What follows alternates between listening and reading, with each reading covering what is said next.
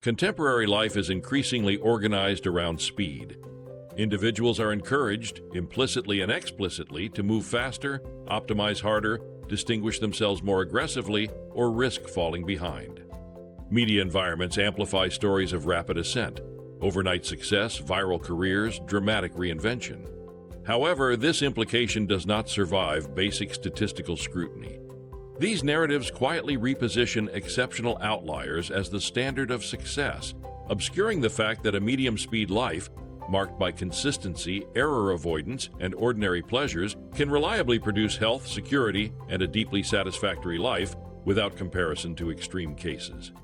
Most outcomes in human affairs follow what statisticians call a bell-shaped distribution.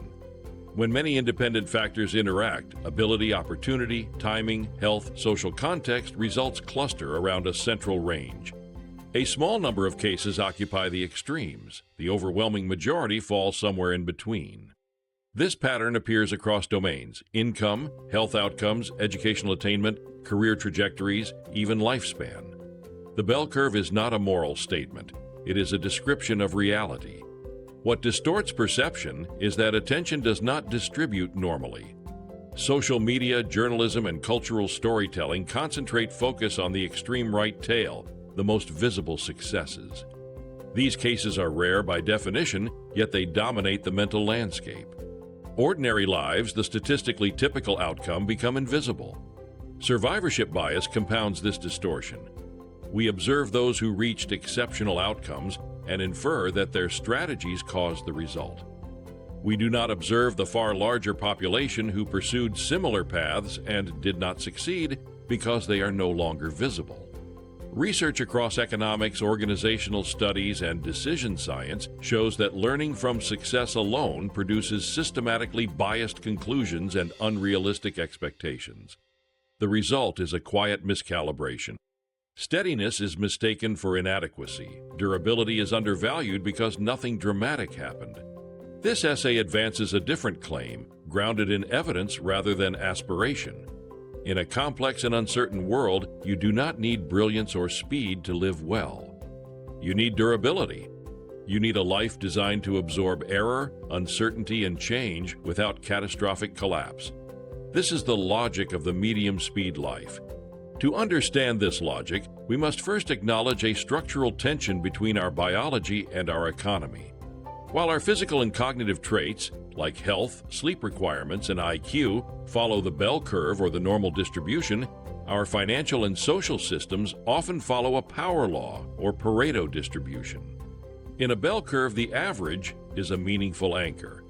No human is 10 times taller or 5 times more intelligent than the statistical mean. But in a power law which governs wealth, fame, and viral success, a single outlier can outweigh the rest of the population combined. This is the winner-take-all effect, where 80% of the rewards often flow to just 20% of the participants. The danger of modern hustle culture is that it encourages us to chase the extreme, volatile tail of the power law using high-speed strategies. It tempts us to treat our lives as if they were as scalable as software. But human life remains anchored in the bell curve. By moving at medium speed, you aren't forfeiting the game. You are ensuring that your life, which has finite limits on stress and time, is not destroyed by the volatility of an economic system that ignores those limits. It is a strategy designed to capture the benefits of growth without adopting the fragility of the extreme. In complex systems, outcomes are asymmetric. A small number of events account for a disproportionate share of damage. In finance, a few large losses dominate long-term returns. In health, a limited set of chronic stressors drives most morbidity. In personal life, a small number of unforced errors, unsustainable debt, toxic relationships, unmanaged health risks, irreversible reputational damage explain much of long-run suffering. Decision science and evolutionary biology describe this as negative selection. This is the art of addition by subtraction. It suggests that survival depends less on being brilliant and more on being consistently non-stupid. We often misinterpret the fable of the tortoise and the hare as a lesson in persistence, when it is more accurately a lesson in negative selection and fragility. The Hare didn't lose because he lacked talent. He lost because his high-speed strategy was fragile. It allowed for a single fatal unforced error to ruin his outcome. The Tortoise didn't win by being better or faster. He won by being the only participant who successfully avoided the failure mode of stopping. In a medium-speed life, you aren't trying to outrun the hares of the world. You are simply waiting for the inevitable moment their volatility catches up to them. By moving at a medium speed, you aren't forfeiting the race. You are building a filter that drains away the high-stakes unforced errors, debt, burnout, and toxic complexity that wipe out the reckless. In complex systems, the winner is frequently just the person who was the best at avoiding the fatal mistakes that destroyed everyone else. Survival and long-term success depend less on identifying optimal moves than on avoiding fatal ones. The mathematics are unforgiving. Gains compound only if the system remains intact. Losses that destroy the system end the process entirely. This logic leads naturally to inversion. Instead of asking how to engineer happiness or success, one can ask how lives reliably fall apart and then avoid those paths. This approach does not promise exceptional outcomes. It reduces the probability of irreversible failure. The medium-speed life follows directly from this reasoning. It does not reject ambition.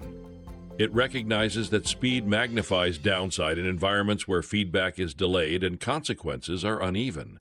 Remaining intact long enough for compounding of skills, relationships, health, and judgment to operate is itself a decisive advantage. A common critique suggests that by choosing a medium-speed path, one forfeits the chance to capture power law wins, those rare, life-changing successes found at the extreme edge of risk. However, this is a misunderstanding of exposure. A medium-speed life is not a closed door to extreme success. It is the platform that allows you to survive long enough to encounter it. In a winner-take-all economy, the greatest risk is not missing out, but hitting zero.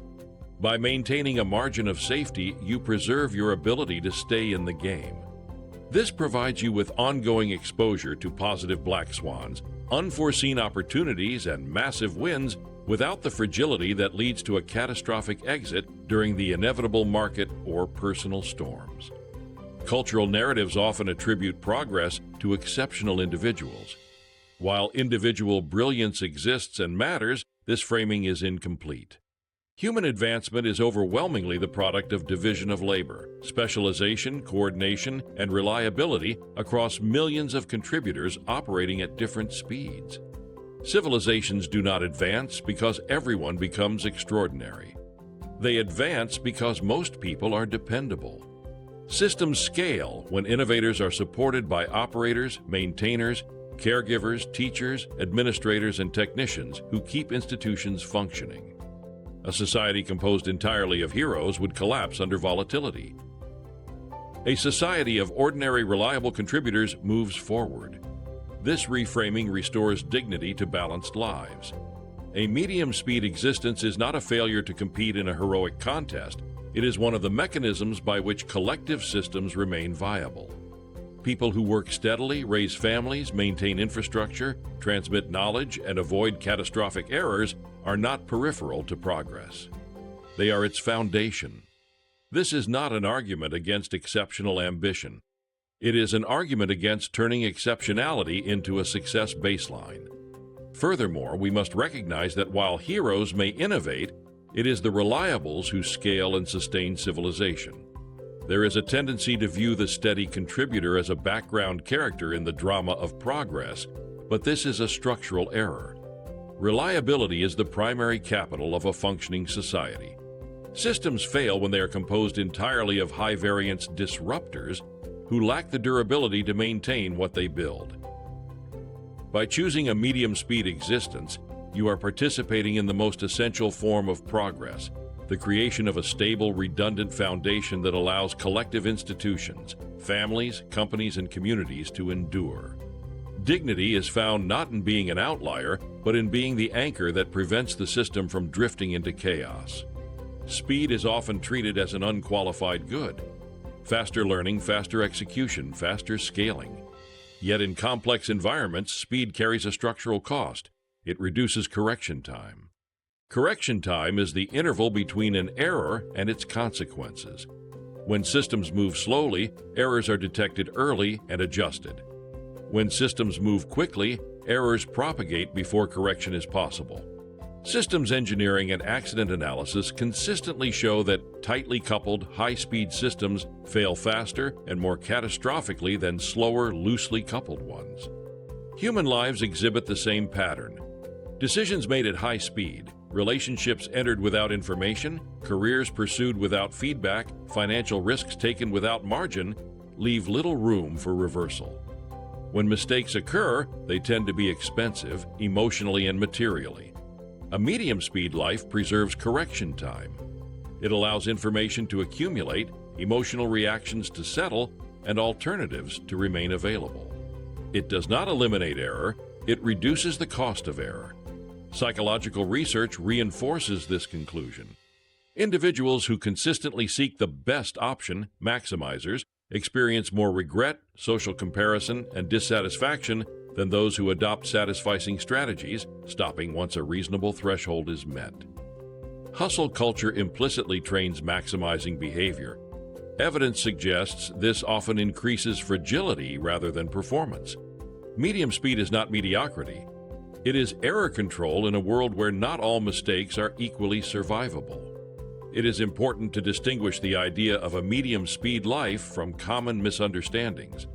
Medium speed is not an argument for mediocrity, laziness, or disengagement.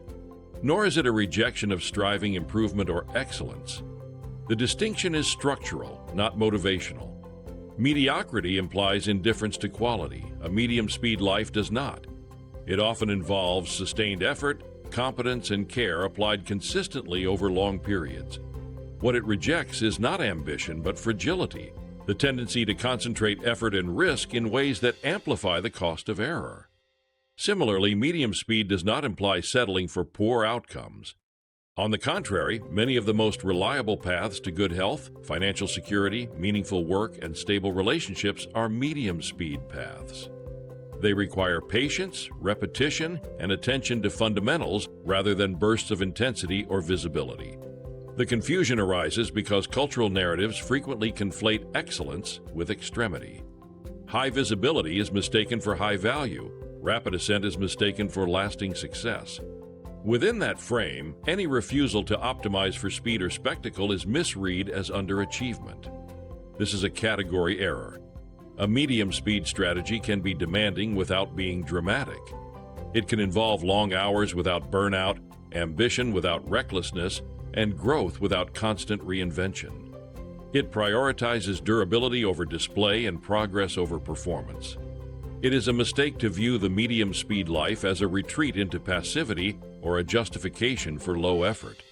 In nature, the oak tree is not lazy because it fails to bloom in its first season. It is engaged in high-intensity labor that is simply invisible to the casual observer. While the annual flower directs all its energy toward height and visibility, the oak directs its energy toward density and root structure. Medium speed, therefore, requires a higher level of psychological discipline than high speed. It demands the strength to ignore the dopamine of immediate performance in favor of the quiet, grueling work of building structural integrity. Excellence in this framework is not measured by the velocity of the ascent, but by the depth of the foundation. So the central claim is not that one should aim lower. It is that aiming sustainably often produces outcomes that are both higher quality and longer lasting than those produced by high-variance, high-speed strategies. In this sense, medium speed is not a retreat from excellence. It is a different route to it, one that remains viable under uncertainty, change, and imperfect information. An often overlooked component of durability is the calibration of expectations. Expectations shape emotional response, but more importantly, they shape decision behavior under uncertainty. When expectations are misaligned with reality, particularly when they are anchored to extreme or highly visible outcomes, ordinary variability is experienced as failure. Progress feels slow even when it is steady.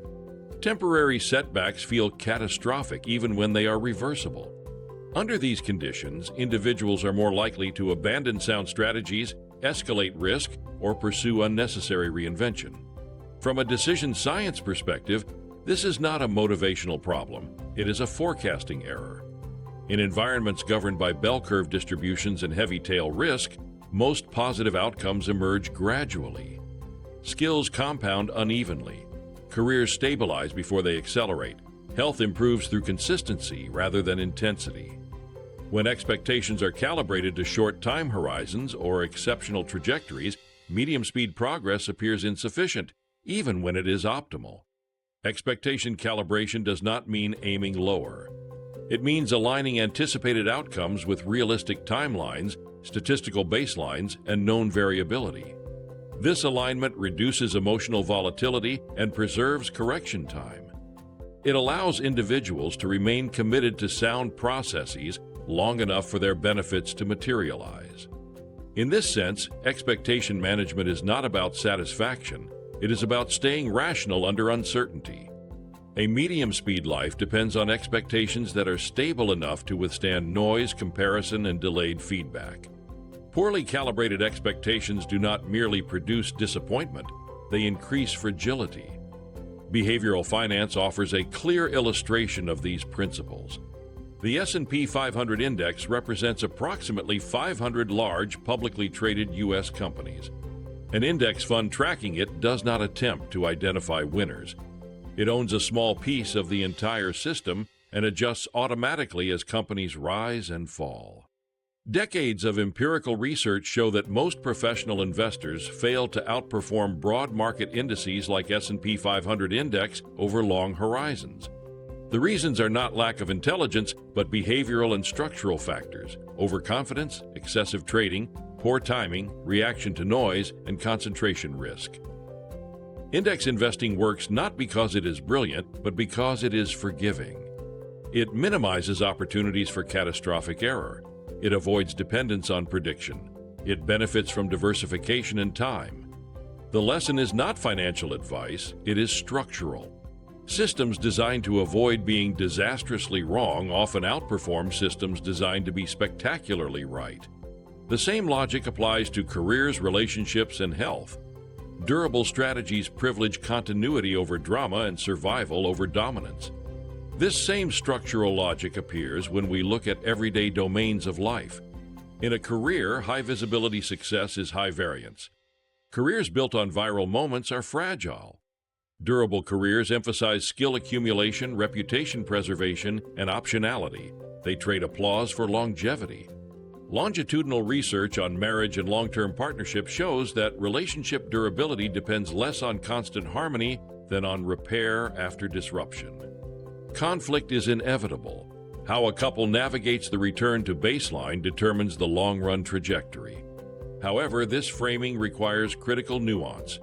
Marriage is not a one-person project, and durability should never be confused with endurance in the face of harm. Abuse and coercive control are absolute exit conditions. But even in the absence of toxicity, we must acknowledge that sometimes systems simply diverge. In the logic of medium speed, an exit is not always a crash caused by reckless driving. Sometimes it is a realization that the road has split and the structural integrity of the individual is better preserved apart. Acknowledging that a partnership has reached its natural conclusion without the need to assign villainy or blame is a form of error correction. It recognizes that the environment has shifted and the previous arrangement is no longer viable.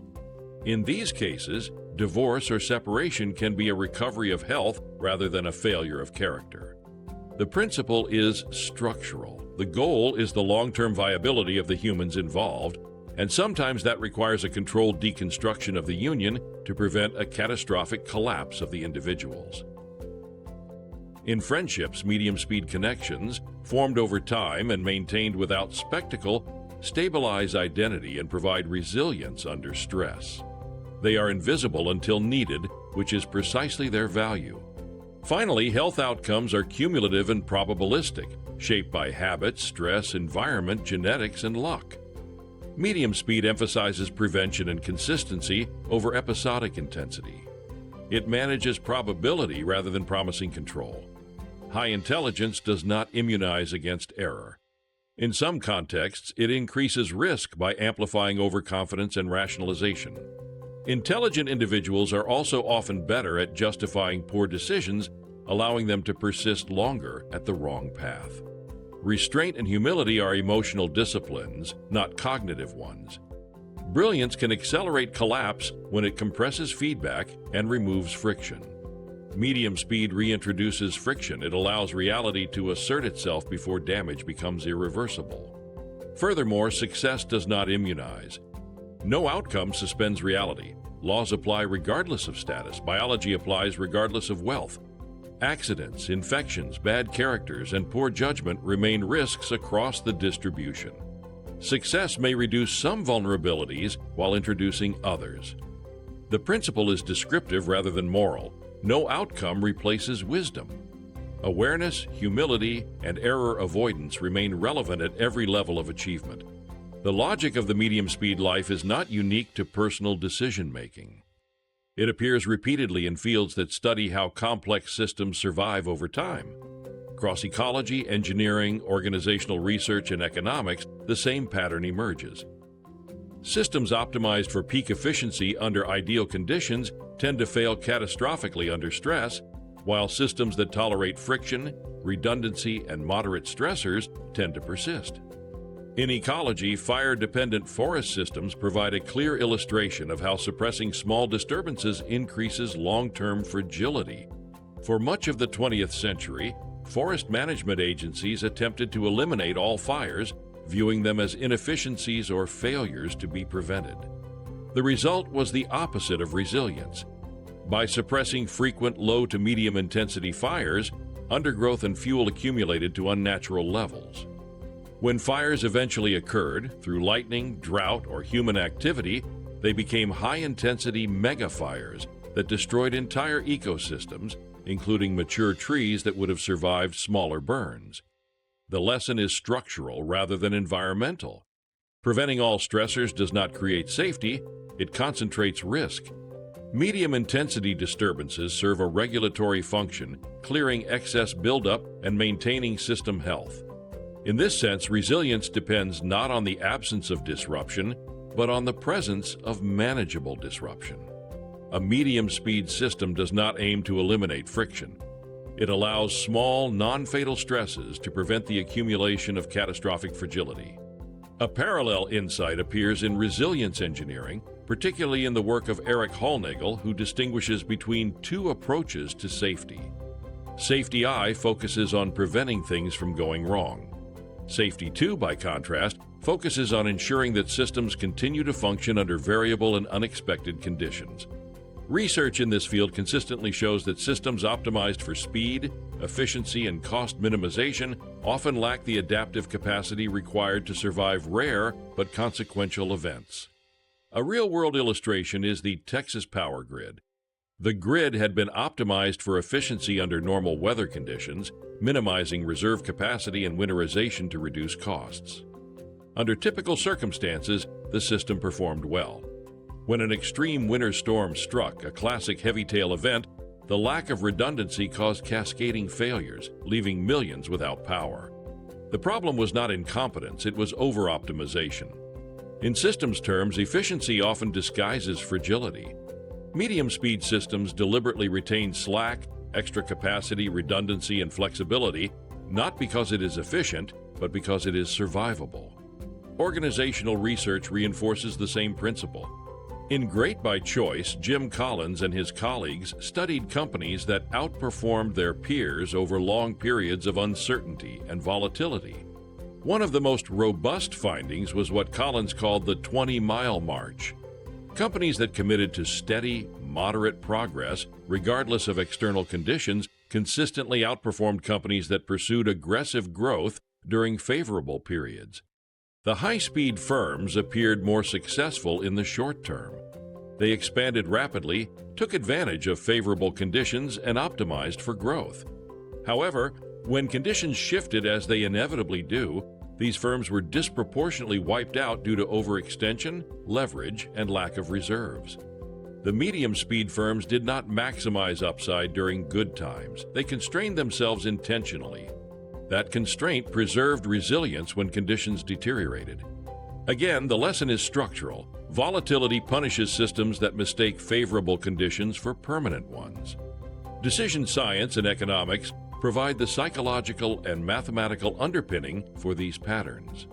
Research on satisficing versus maximizing shows that individuals who pursue the best possible option often achieve marginally better objective outcomes at the cost of significantly worse subjective well-being, higher regret, and greater decision paralysis. From an economic perspective, this ties into the concept of non-ergodicity. Average outcomes at the group level do not translate safely to individuals when there is a risk of ruin. A strategy with a high average payoff may still be irrational if it carries a small probability of irreversible loss. This is why high-speed, high-variance strategies can look attractive in expectation but remain fragile in practice. Medium-speed strategies accept lower peaks in exchange for survival across a wider range of conditions. Across these domains, fragility tends to share identifiable features. Systems, personal or institutional, are more vulnerable when they exhibit tight coupling. Failure in one domain immediately triggers failure in others. No slack. Time, finances, or energy are fully committed, leaving no margin for unexpected disruption. Optimization bias. Decisions assume that current conditions will persist and that variability can be ignored. Medium-speed systems counter these risks by preserving buffers, tolerating inefficiency, and prioritizing adaptability over maximum output. Taken together, evidence from ecology, engineering, organizations, and decision science converges on a single conclusion. Systems designed to operate at maximum intensity under ideal conditions are fragile. Systems designed to operate at a sustainable pace across imperfect conditions. The medium-speed life is not a personal philosophy in isolation. It is an application of how resilient systems behave in the real world. Time further acts as a filter through the Lindy effect. For many non-perishable things, the longer they have already survived, the longer they are expected to persist. This does not imply improvement or virtue. It reflects selection. Fragile paths fail early. What remains has endured exposure to reality. A medium-speed life aligns with this logic. By avoiding extreme stressors and irreversible commitments, it allows relationships, skills, and habits to be tested gradually. Over time, what survives has proven compatible with reality. Longevity here is not evidence of brilliance. It is evidence of non-fragility. Biological systems offer a final corrective to human intuitions about success. Nature does not optimize for intensity or peak performance. It optimizes for persistence. Consider the annual flower. It is the high-speed actor of the botanical world. It grows rapidly, converting energy into a brief and dramatic display. From a distance, it appears successful. Fast growth, maximal visibility, immediate payoff. But this strategy carries a cost.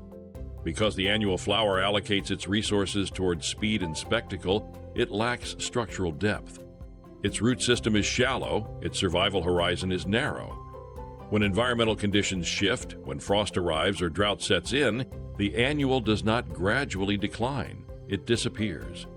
It was optimized for a single ideal season and is therefore fragile.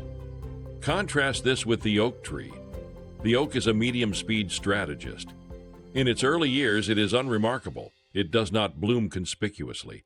It grows slowly, often invisibly. While faster-growing plants dominate attention, the oak invests in a hidden task, the development of a root system that will eventually rival the size of its canopy. The oak accepts friction. It tolerates slow progress, delayed reward, and relative obscurity. This investment in structural depth changes everything. Because it grows at medium speed, the oak can survive the frost that kills the annual, the drought that withers shallow growth, and the storms that topple brittle structures. Over time, it becomes not merely a survivor, but an anchor, an organism that shapes the environment others depend on. This contrast is structural rather than poetic. High-speed strategies trade resilience for immediacy. Medium-speed strategies trade visibility for survival. Nature consistently favors the latter over long horizons. Human lives operate under the same constraints. Conclusion: the dignity of the durable. Many modern success narratives resemble the annual flower, high velocity, high visibility, optimized for the best-case scenario of a perpetual summer. They assume uninterrupted growth, stable conditions, and continuous attention. But the world is not a perpetual summer. It is a system shaped by cycles, shocks, and heavy-tail events, rare but consequential disruptions that cannot be predicted or controlled. In such a world, the primary objective is not to maximize brilliance under ideal conditions. It is to remain intact under changing ones. This is where the logic of durability converges. You do not need to outrun the wind. You do not need to occupy the extreme tail of the distribution. You need a life that preserves correction time, avoids catastrophic error, and compounds quietly rather than spectacularly. The world may reward brilliance for a season, but it belongs over time to the durable. The medium-speed life does not promise distinction. It offers something more reliable, structural integrity in a complex world. Not spectacular, but quietly, unshakably wise. Your journey toward practical wisdom begins with clarity, and I'm honored to walk that path with you. Together, we're building a world where wisdom is practical, accessible, and deeply human. If you enjoyed this video, like it, share it with others, and subscribe for more.